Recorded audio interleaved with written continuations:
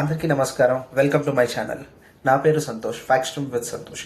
So ఈరోజు కొన్ని నిజాలు మాట్లాడుకోవాలని చెప్పేసి నేను డిసైడ్ అయినాను.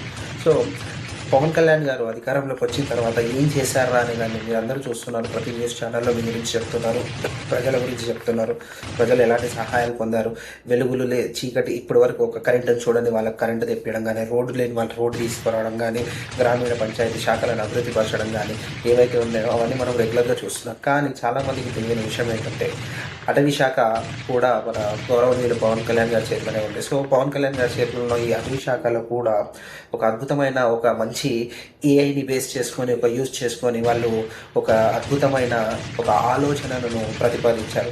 ఇది దేశంలోనే కాదు ప్రపంచంలో ఇక్కడ కూడా లేదు అని చెప్పేసి చెప్పుకోవచ్చు. ఎందుకంటే ఇది ఒకవేళ సక్సెస్ అయితే ప్రపంచంలో అందరూ కూడా దీన్ని యూజ్ చేసే అవకాశం ఉంది.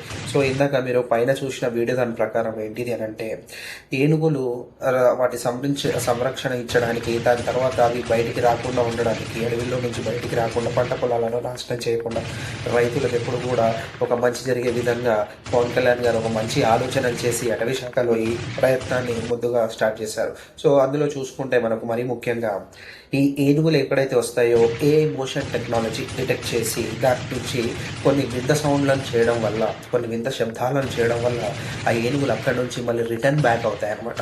సో అది ఎలా అంటే based on the motion capture detection. So ఈ మోషన్ క్యాప్చర్ డిటెక్షన్ అనేది బేస్డ్ ఆన్ ఏఐ టెక్నాలజీ తోటి ఉంటుంది. సో ఏఐ టెక్నాలజీ యూజ్ చేసి ఈ మోషన్ క్యాప్చర్ వల్ల దాంతో కొన్ని వింత శబ్దాలు లైక్ గన్స్ పేలడం కానీ, లేదంటే వింత శబ్దాలు పెద్ద సౌండ్స్ వచ్చి ఏనుగులు వాటంతటా వాటి వెనుకకి వెళ్ళిపోవడం కానీ ఇవన్నీ చేయడం జరుగుతుంది. ఇది ఒక అద్భుతమైన, ఎందుకంటే వీటికి రాత్రి వేళ లేబర్ సిబ్బంది అవసరం లేదు.